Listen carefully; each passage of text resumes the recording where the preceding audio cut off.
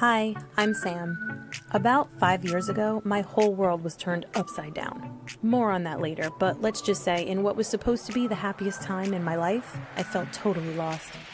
You're listening to or watching my show, where we'll be talking with friends in healthcare, wellness, and holistic healing about real self-care. I'm not talking about pedicures and bubble baths. We're talking true acts of care to maintain our physical and mental health so we can truly live fearlessly and fulfilled. Say it with me. Self-care is my job. Here we are. Hi, everybody. We're back again for another episode of Self-Care is My Job. And once again, as usual, I have this amazing group of friends and women I've networked with, and I'm so lucky to have all of these friends. And Suzanne Orlando is here with us today, who I have the pleasure of calling a close friend of mine at this point. And so Suzanne is awesome. She is a psychotherapist. She is a life coach. She's a transformational leader. She calls herself the anxiety alchemist, which I'm going to let her dig into because we got to talk about that. And I've always just loved that name and that whole thing. And she's just an all around badass bitch. So we needed to have this conversation. So, Suzanne, hi, good morning. Hi, how are you? Oh my God. Thanks I'm for that so intro. happy I That get to was see your awesome. face. And yeah, I mean, know. Just mini intro, but I want you to sort of take the floor, tell us a little bit about what you do, but also how did this unfold for you? How did you get here to where you are today? A little bit about your background.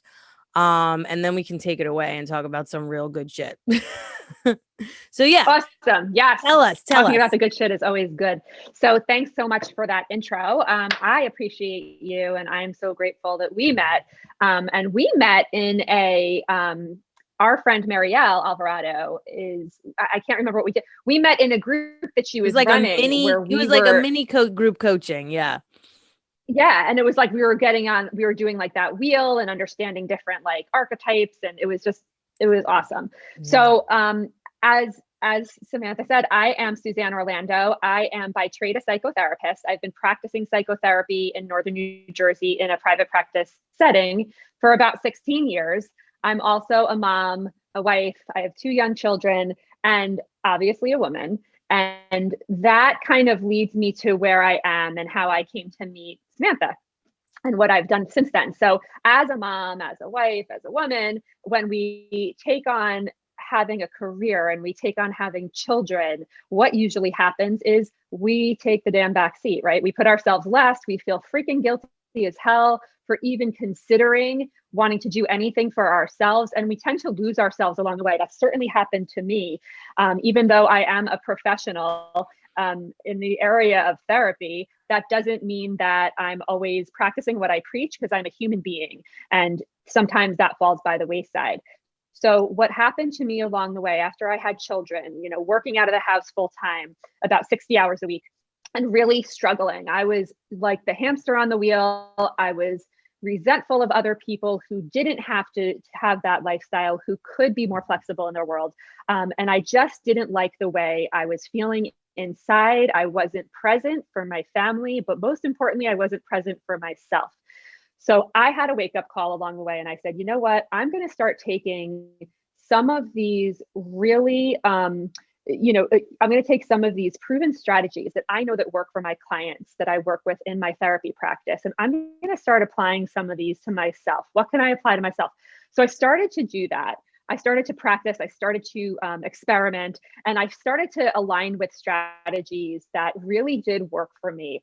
And I became consistent with those strategies. And what I found over time was through consistency, through discovering these proven strategies that worked, I started to gain more confidence. I started to be more productive with my time. I was less focused on what I didn't have, and I was more focused on what I could possibly have if I kept getting into this mindset. And I started to be more present for my family, and most importantly for me. And that allowed me to pour into things that I lost along the way and discover new things that felt good to me. And as I went through this journey, I said to myself, you know what? I know that I'm not the only one who's struggles with this shit. Like we all, like so many women struggle 100%. with this shit. Mm-hmm. Right. And why should I kind of keep this to myself? So through this whole journey, I met this woman named Marielle who became my business coach. I I felt got to so get her super on aligned here. with her. You do. I felt so super aligned with her. And it was the type of situation, and I know we've all had this, that I knew what she did. I scheduled a discovery call with her to see how she could help me. But even before I got on the call, like my soul was telling me that this was the woman that I needed to be able to put all the shit that I wanted to share with others into place. So she helped me birth my concept of my transformational systems, which really are geared towards using those proven strategies that I shared and talked about. They really help women go from feeling drained and disconnected in their lives, similar to how I was feeling, to feeling present and productive. And that unearths so much possibility for so many. So I'm really, really proud of the concept of this. It has helped so many women. And I'm just I just think it's so powerful, for sure. So Oh, that's kind of yeah. a little bit about what I do in a nutshell. Yes. No, it's perfect. And, how did it unfold? It's such a good example because you lived it.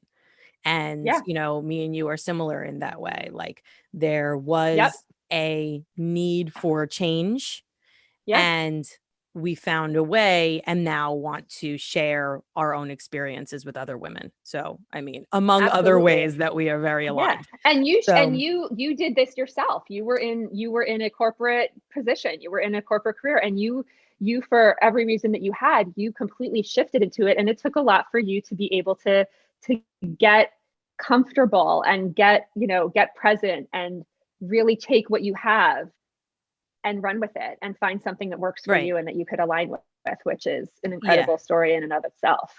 Yeah, which I've definitely dabbled into on the show a few times, but one thing that just came up in another conversation that I thought was interesting and a good because you even tapped into the concept of sort of like Yes. manifesting Yeah. and Let's getting talk about that. intentional about like Mhm. what you said was what could be instead of what I Yeah. don't have or what is Yep. not happening right Yep. now, and Yep. being in that limited mindset and just very sort of like subtly yet powerfully coming into like that, embodying that idea of like what could be instead of Mhm. that lack kind of mindset. And yeah, real quick, in a conversation that I had with somebody lately, it kind of like almost sparked in my head because yes, when I was pregnant with my first child, I was laid off from my publishing career, and it was, a very like sort of traumatic experience for me because it was like I Yep. had put all my eggs into that career. So I had no idea Yep. like how to transition out of that identity into, just mom, which Yep. for a lot of women, that's the most fulfilling thing that could ever happen to you. But again, that's kind of like still one of those stories that we're told that we feel like we have to live. And then when you're Yes. living it, Yes. you feel guilty for feeling like you want more. So that's in a Yep. nutshell what happened to me. So not only, same thing as you said, not only was I finally at a point where I needed to start incorporating, you know, for me, like acts of self-care that could promote, that uplifted feeling that could promote that mindset shift for me. For me, it was yoga Mhm. and music. But what I Yep. realized recently was that I started manifesting that shift in my life before that layoff even actually happened. I truly think Amazing. that when I was pregnant with my first, like, obviously the juices are flowing, things are happening, Yep. changes are going Yep. on, Yep. and whether it's from an energetic or a physical perspective, either way, or bigger than that even, shifts were already happening. When I was 5 months pregnant, that's when I found the guitarist that I worked with for 3 years and wrote music with for 3 years, because I felt this nudge to get Yep. back into it before any of that even happened. I walked into a bar at 5 months pregnant and found and met Anthony, who I made music with for 3 years, and he looked at me like, are you crazy? Like, is this a joke? Because he didn't know until he saw me This that I pregnant was woman's 5 months walking in pregnant. here. Yeah.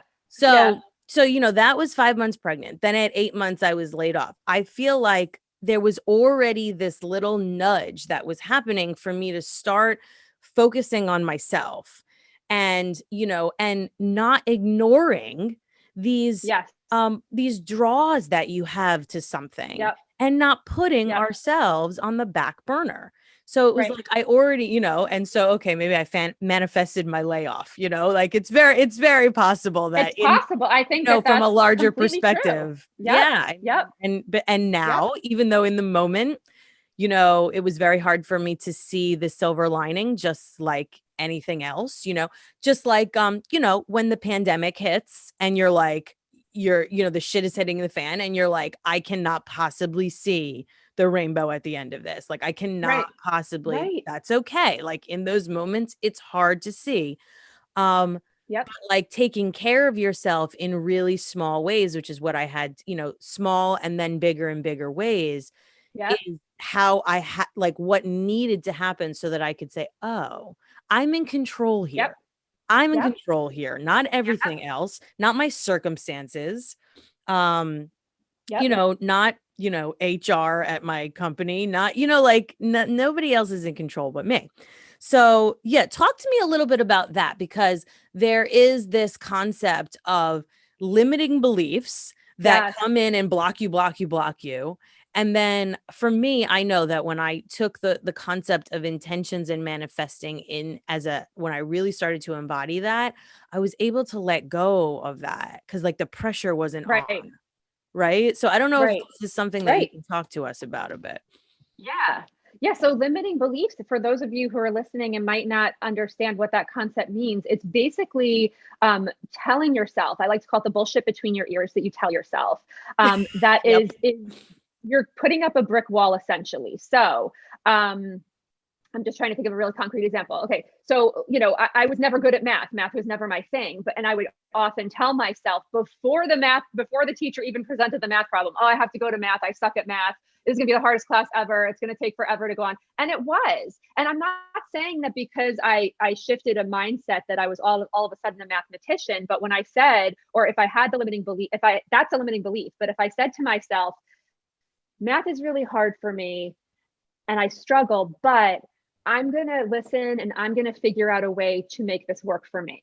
So what I just did there is I opened the door of possibility. I might not be the best at it, but I'm not cutting myself off from possibility there. And that's what we often do.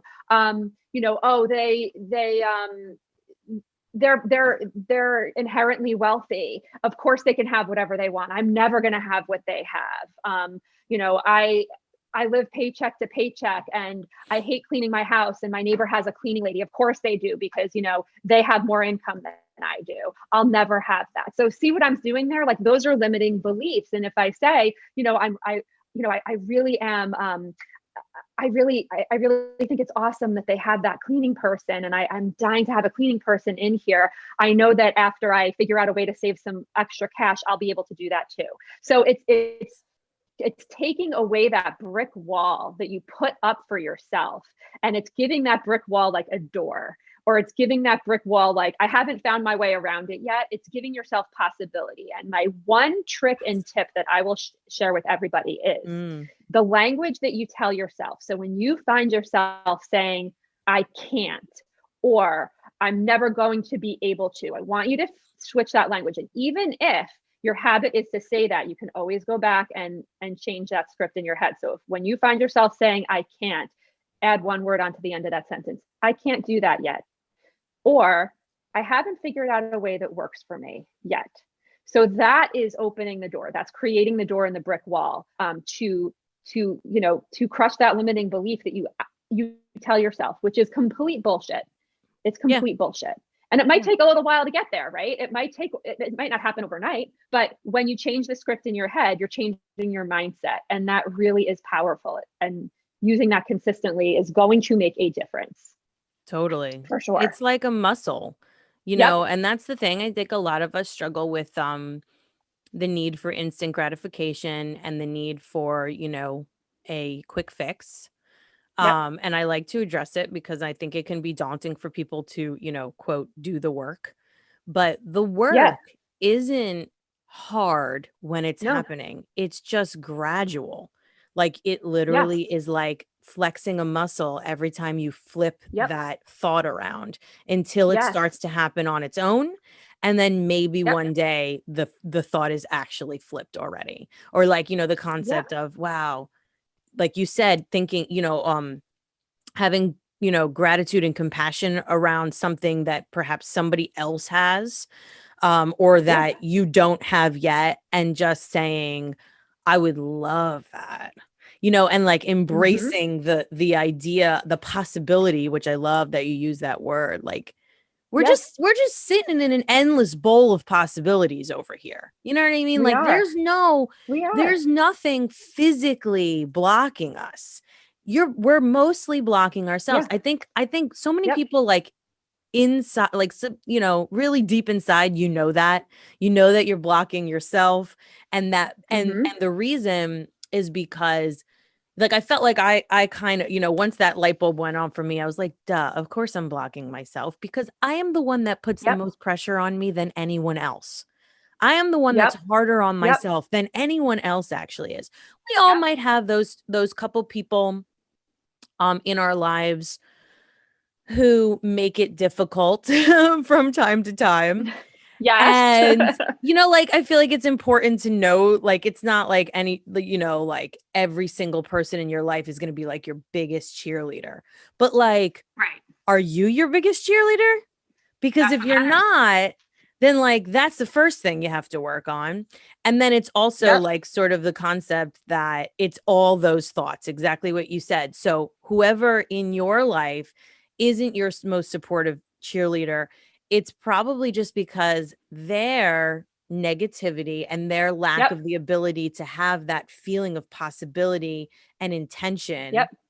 and positivity, is seeping into the way that your thoughts are framed.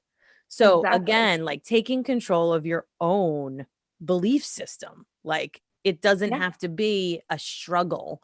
I feel like Yep. we all struggle with that mindset too, like from, generations past, of like everything has to Yeah. be hard. Everything is hard. Life is hard. Everything is hard. Yeah. Yeah. Yeah. um Life is hard. Deal with it. Right. Yeah, exactly. Deal with it. And this is the card. These are the cards you've been dealt. That type of shit. Mm-hmm. And it's like, nah, I don't Yep. know about that. Again, like these little, things that get stuck in your head on repeat, and it's just like crazy. Um, It is. so yeah, talk to me about your alchemy of anxiety. Because My like, alchemy and of anxiety. Yes. yeah, seriously. Well, here's what I'm going to ask you. And this is like, just everyday old Sam coming at you with like a thought that normally have. Yeah. I genuinely feel like most of us deal with anxiety on like one level or another.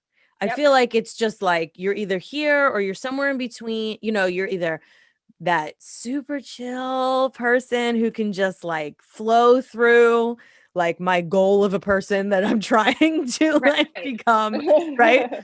Which I love, Yes. like you come upon these people and you're like, man, I just feel lighter walking away from that person, Right. right? But, or somewhere in between where um you have your own system for coping with your anxiety, or at a level where you absolutely need talk therapy and to be medicated for your anxiety or panic disorders.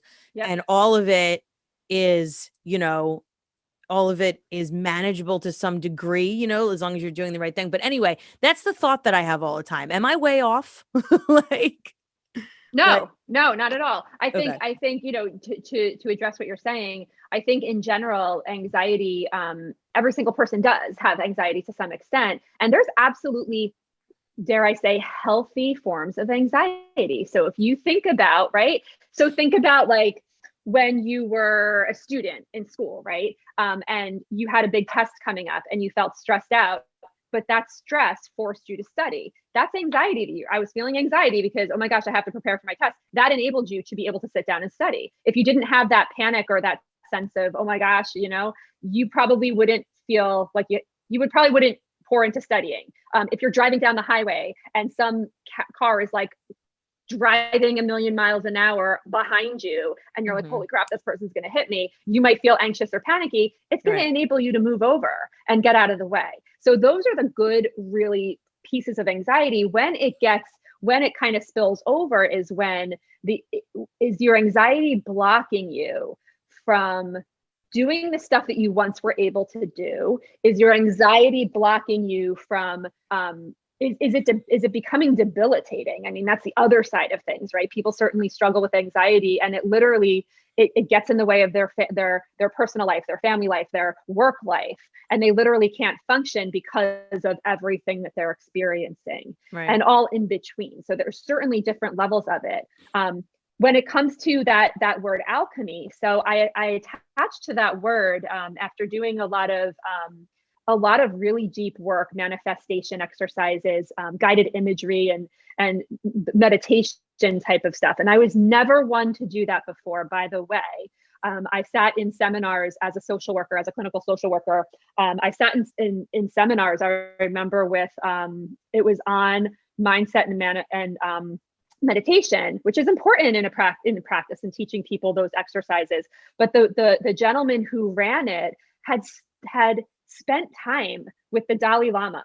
And when I tell you, this guy was like, he brought us through like 5-minute meditations, and I was fucking unglued because I couldn't stand sitting there in the silence, and 5 minutes felt like 3 hours. But my point to that all is, through the work that I did with my coach, through really getting uncomfortable, because that made me uncomfortable, with understanding why that's important. And she started to kind of, teach me about this concept of alchemy. And when, just, I'm not going to get into it, but long story short, when I think of an alchemist, my thoughts goes to like the Renaissance period. And I think of the guy in his little grass hut or whatever, it's probably wrong. The herbalist, right? He's like mixing stuff. He's giving this, I'm giving this to the people in my town. They're sick. They need this, whatever. They need this, they need all, I can't think of the terminology, but you know what I mean? Like, I think of that guy, but what I think that means, at least to me, is this person in this medieval village he has solutions, right? He's taking, people are coming to him. They're struggling. He's saying, let me mix up these little potions with these herbs and these sticks or whatever. And he's providing solution. And the people are trusting that. And the people are valuing his solutions, applying them to their lives, and they're able to move forward. So when I talk about being an anxiety alchemist, I'm helping people who struggle with anxiety in one way or another. And I am providing solutions to them. I'm letting them know that they don't have to live with this anxiety anymore. There are solutions out there. It's just a matter of finding what works for you, being consistent over time, and starting with with those granular concepts and mindsets, right? Like you said before, Samantha, you were talking about like making gradual changes. You don't have to make this like mountain of a change. It can't be gradual changes, the building blocks. That's right. Yeah. Yeah. Because so that will induce further anxiety. 100%. Because then what happens if I set myself up and my expectation is huge and I suck at it? I like to use the example of I'm going to get on my Peloton bike every single day for the next 90 days. Okay. So day 3 comes and I don't get on my Peloton bike. Oh, fuck it. I screwed that up. Right? And, Instead, and the negative self-talk. I suck, Yep. And then that kind of undoes. So instead of setting myself up like that, I might say, okay, today I'm going to do this for 10 minutes. Right. Period. The end. I'm going to make that a small attainable goal so that I start to layer. Okay. So if I can do this, that means I can do this. And you layer on top of that. Right. And that leads right back into the concept of like intentions versus like pressure inducing goal setting, because it's like, I mean, I realized, like I said before, I realized that I was, using intentions and manifesting way before those were buzzwords. You know what I mean? Yeah. And it was funny because the reason that I had to start doing that out of like almost desperation was because of the anxiety that I was inducing on myself after I left the corporate world. because I Yep. went from corporate mentality of you better have a fucking to-do list and that shit better be checked off at the end of your day or your Oh yeah. job is on the line. You know what I mean? Yep. Like you've got, and also like almost like that sense of importance that you get because you have 300 emails when you walk into the door. So you must be really important, please, I can go down that Right. line. But so like that, you learn to like many people in that environment, I think learn, in myself included, I learned to like thrive on it a little bit. And that was before I had children. So things Yeah. change a bit after, right? Oh yes. Where you have Things do other change. things engrossing your mind, filling your head. And that shit doesn't work anymore. Now, even though I had left that like right before having my first child, I still took that mentality with me. So what I was going to say is, Mm-hmm. and this is like, I think good for women to hear, like, we hear so much about postpartum depression, which is a very important topic to address. And I'm not Yep. saying it's not, but we don't hear much about postpartum anxiety. And I Yeah. think that as much as they're connected, they're two sort of different things happening for different kinds of people depending on, Yeah. so many factors. I did not realize until much later that I suffered heavily from postpartum anxiety because I was taking all of that anxiety that maybe in some ways was that beneficial type of anxiety because I had really done well in a relatively short amount of time, about 10 years in publishing. I had grown into a really, coveted position, and I was a publisher on the book side of Time Inc. And it was like I hit, and then it was the end of that. But anyway, so it's like all of that was like exactly what you said. It was almost benefiting me living in that Yep. sort of go, go, go, top your last, whatever you did last time, top it every single time, which is Yep. in retrospect, somewhat unnatural to live that way. Yeah. But Yeah.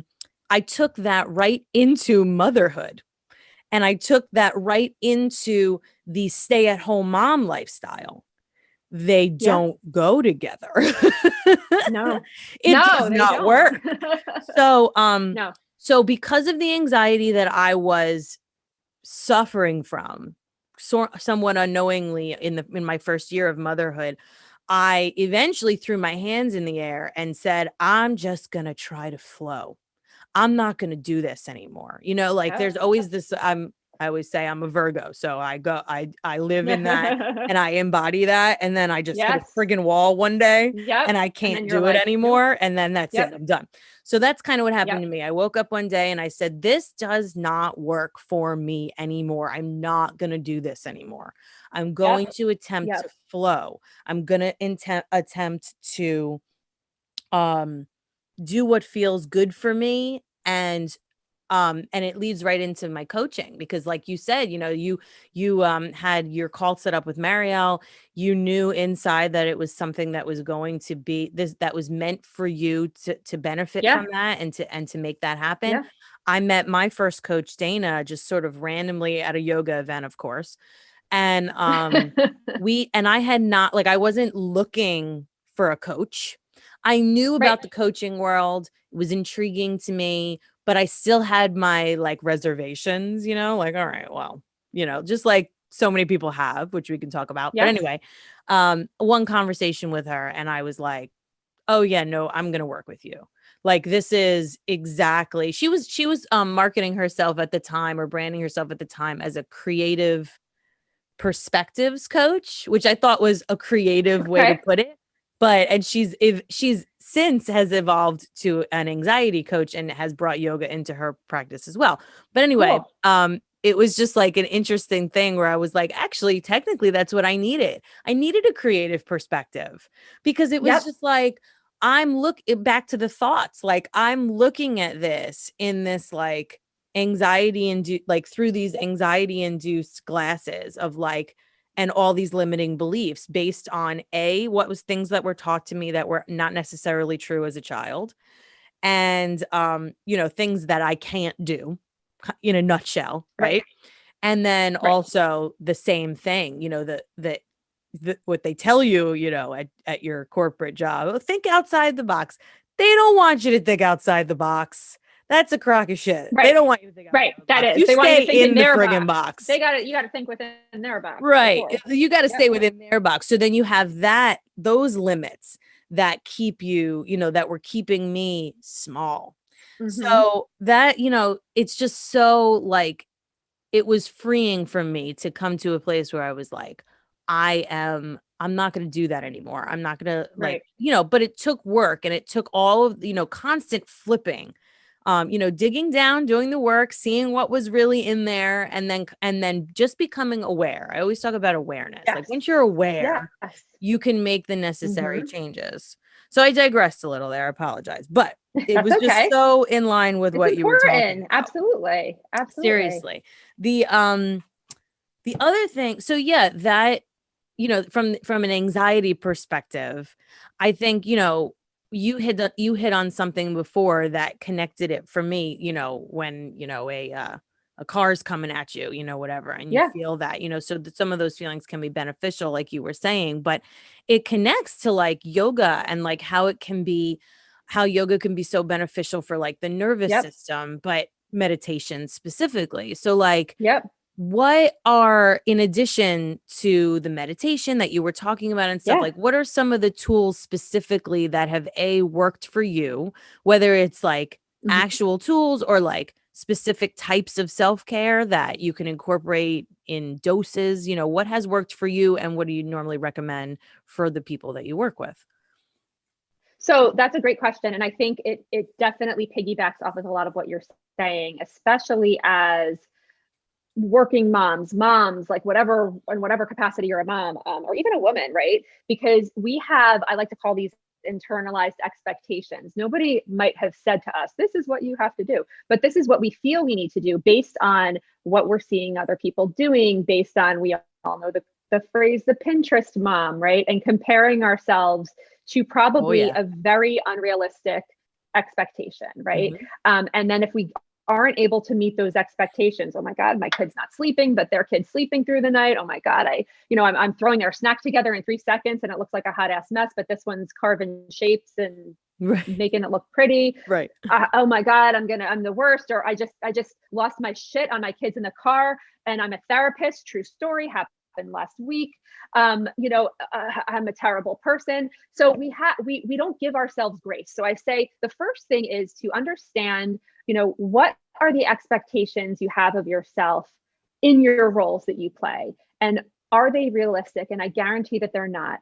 And dial them down, like turn like a volume knob on a car. Like we don't have those anymore, but when you, back in the day when you had the volume knob on the radio, Yeah. crank that shit down, and then crank it down some more, and give yourself grace. Set yourself up for realistic expectations, and that you're trying the best that you can. You don't have to compare yourself to other people. I think that's a hill, that's a mountain to get Mhm. through. But going to what has worked for me, or what do I find to be valuable and help most of my clients, is going back to granularity. So what really helped me was, because I was working 60 hours a week out of my home with 2 little children, I didn't have an ounce of anything for myself. So one of the first strategies I started to incorporate was, I said, you know what? I have to wake up at 6 in the morning, or 6 or 5:30 or whatever, to get myself ready before I get everyone else ready. What if I woke up at 5 in the morning? Crazy ass fucking concept. And really, when I started to do that, let me wake up at 5:15 in the morning and give myself 10 minutes. And that 10 minutes isn't to look at my work email. It's not to do a to-do list. It's not to empty the dishwasher. It's to be with myself, sit in silence, write down, some gratitude, have a cup of coffee in fucking silence with nobody bothering me, watch 15 minutes of a TV show, whatever. When I started to do that and prove to myself that I could, because, who the hell wants to wake up 15 minutes earlier than they need to? And it's not easy to do that every time. I don't know that I was ever jumping out of my bed, but I recognized that when I took that action, the feelings that it unearthed for me, first of all, I said to myself I was going to wake up at 5:15, and I fucking did it. So Kept your that promise to intention yourself. was met. I kept my promise to myself. I could. So what else can I do? If I'm able to keep that consistent with myself and I'm able to do it, what else can I possibly do? What could I layer on that? And then I started my day for me. And then what I added to that was, as long as nobody else was sleeping in my bed, I was never a bed maker. I never made my fucking bed. There was no point. Drove my mom crazy until I was 40. I'm 45 years old. Until I was 40 years old, I never made my bed unless I was going to have company over, unless the cleaning people were coming. That's the only time I ever did that, because I didn't see a point. But I started to do that too. And so then there's task number 2 that I completed, and walking past my room, that bed was a reminder of my accomplishments. So the point is if you're completely unglued and you're anxious and you're all over the place, pick one thing that you can commit to today or tomorrow and do it. Don't make it huge. Don't set yourself up to fail. Make it something really small and attainable, but make it about you. Don't attach it to any other responsibilities. And I think that's the foundation that you need to set. And recognizing, most importantly, I have giving yourself credit for it, right? So a lot of the work that I do with my clients, even in private practice, who are struggling with this, is I'll say, they'll say, well, I did nothing all day. I'm such a waste of life. I feel so. Well, what did you do today? I got out of bed. I got dressed. I brushed my teeth. I said, okay, you just told me 3 things that you did for yourself today. You could have chosen to stay in bed. You didn't have to get dressed. You could have stayed in your pajamas all day, and you didn't have to brush your teeth. Yeah, but you know what? I have to do that for self-care. It's like a participation trophy. Okay, it's like a participation trophy because you do it every day, but you do it for yourself. So recognizing, even if it's shit that you robotically do, making a list of what am I doing to take care of myself every single day. And that's everything from giving myself gratitude to brushing my damn teeth to giving myself food.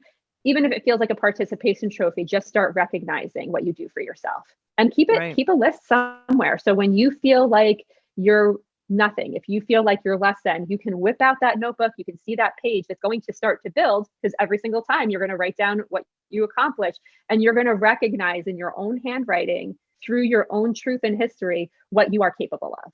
Yes. And that's like a nugget that I love to share, because that could make such a difference consistently over time. Yeah, and it builds the muscle of like self-love and self-compassion too, because what I think tons of moms do, and I still do it, is, if you let your day and your circumstances and all the external factors control you, you will go through your day and you're like, where the fuck did the day go? And what did I even accomplish? Because you don't feel like you accomplished big things, that you didn't change the world that day, kind of thing. Yep. And I did that because I was there, and I kept finding myself in that, asking that question, like, what? I didn't even like, where the hell did they go? I feel like I didn't even accomplish anything, because look at my house. Yeah. It's still a mess. Yeah. Whatever. And I did that. I maybe just, on 3 different occasions. At the end of the day, I sat down, because I love to journal. I don't even, I don't even do it enough for how beneficial and therapeutic it really is for me, but I love doing it. And one day when I was journaling, I decided to just write down everything I did that day. And it was a lot. Like when you break it down to the little things that you did for yourself, but what I did for my kids too. Like, if you really, it's like, oh, no, lady, you rocked it, actually. It's just that you feel depleted, because probably 98% of what is on that list that you actually physically did that day wasn't for you. Yep. So that's the thing, is that it's a shift. And I feel like I went from that space to, okay, here, eventually over time, here are all my non-negotiables that need to happen for me. Then I was getting overwhelmed with those and not sticking to those. Right. So like, sort of innately recently, I made a list of like, here, okay, like not all those things are going to happen every day, Sam. Again, like not coming at it from this all or nothing perspective, because it's totally fucking unrealistic. Yep. You Yep. know, so it was like, here's what's going to happen every day. Here are the things that hopefully can happen twice a week. And here are Yep. the things that are only likely going to happen once a week. Yeah. More realistic. And I even took some stuff off entirely because I was like, okay, like just stop. Like don't set the expectations up here and set yourself up for Yep. failure. Little micro practices. I always tell people too to like, just flow, like find Yep. a pocket of time. It doesn't have to be. And the last thing I did Yep. recently, I just did it last night. I said to my husband, I was having a day yesterday, and I realized, like many of us moms are realizing lately, when's the last time I was alone? Actually alone. By Like, yourself, like ooh, not going somewhere right, not in the car, yeah, like to on the do way something for somebody, somewhere. like just like, Right. Now, with having cultivated an element of support with my husband and, other family members and stuff, I said to myself, I was like, I can make it happen, but it's about communication. It's about communicating what you need. That's yep. the conversation Yes. that sometimes can Yes. be daunting, I think, for women Yes. specifically, because we're kind of innately, 100%. like you said, like kind of taught that we're supposed to be superwoman and that we Yep. can't ask for help as mothers specifically, like Yep. we're supposed to have it all under control. But anyway, yeah, yesterday I literally went into my husband's office and I was like, "So, Sunday, I think maybe you should take the kids to your parents." And he was like, Awesome. "Oh, he's like, you need to be alone." And I'm like, "I need to be alone." Good. Good for Oh, you for so asking another about that and for recognizing. it's just like I have to say it because it's like we don't feel like we can ask for help. Yeah, and Right. maybe that will be a conversation. Maybe that a conversation where you're asking for support very well might be it could be a complicated conversation depending on who you're dealing Sure. with, depending on what Right. expectations and standards have been set in your household as of yet. But again, bringing it Yep. back home, I don't have this. This doesn't work for me. I can't do this. Yep. Reframe it. Either I would love to have this, or what I always say to my friends and clients is like, what do I need? What needs to happen so that I can have that? What needs to happen? Yes. Yes. Or who What can are the I things that ask for take? support Yeah. to make that Yep. happen? Yep. Not Yep. like it's just impossible, you know.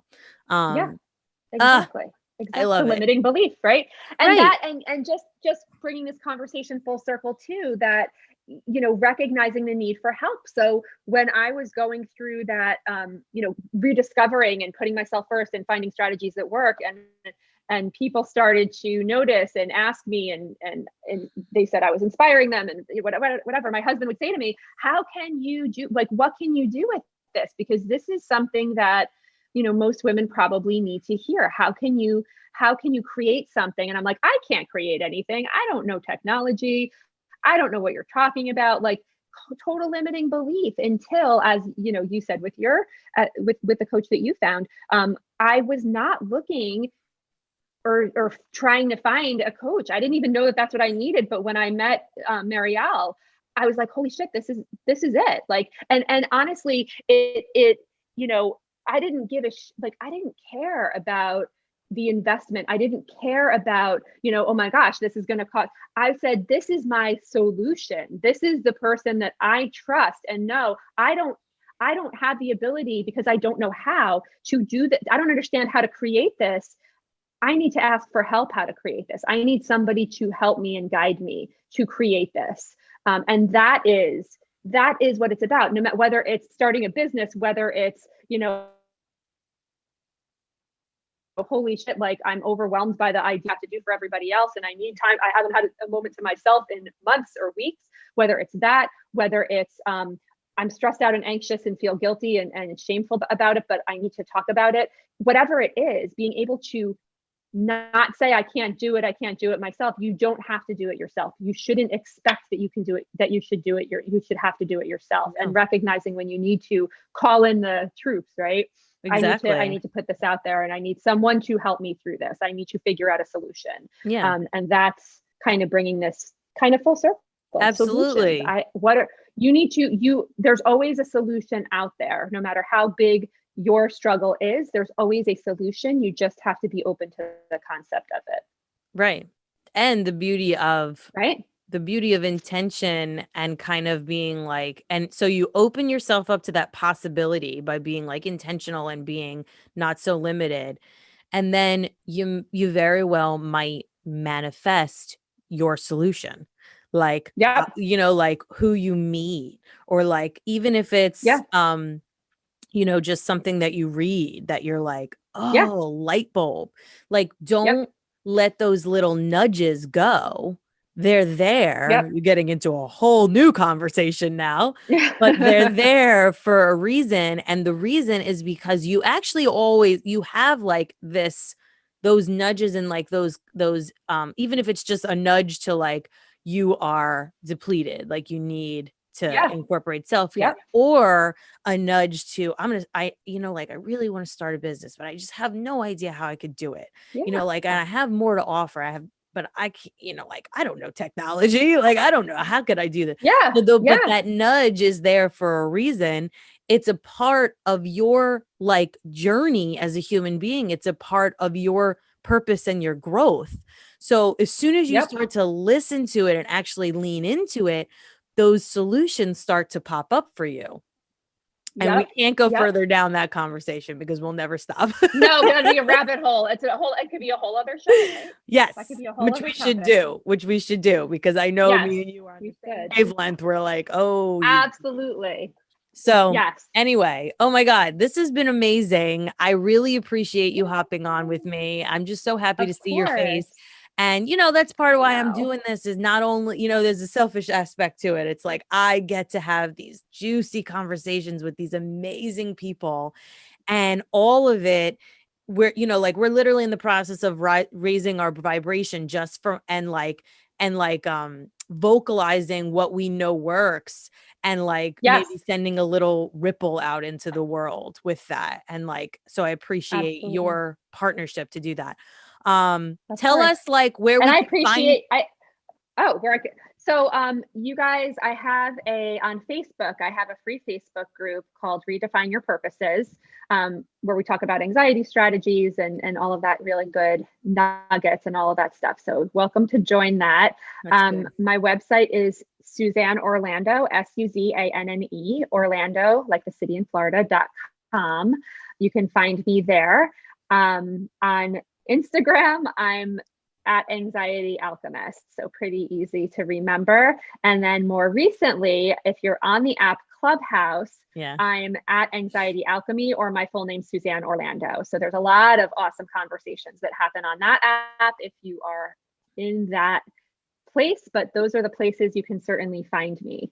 And I appreciate you doing this. Oh my gosh, like this is so important to have all of these awesome people on this show, to be able to talk and put names to faces and just share, because there are certainly people out there who need to hear this information and will value from it. So thank you for doing this and having me on. This was part of my like granularity, like you were saying, where I was like, okay, like I am focused on something specifically that is lighting me up right now with the show and having these conversations.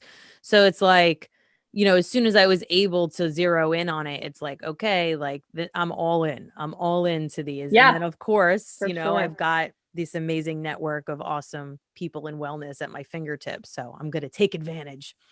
Okay. Yeah. So absolutely. It's perfect. So thank you again. And thanks everybody for watching or listening. Definitely like, share, subscribe, follow, all that good stuff. And we'll be back again soon, I'm sure, with some more good stuff.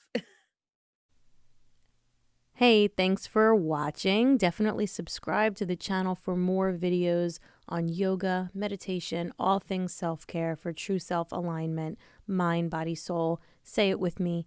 Self-care is my job.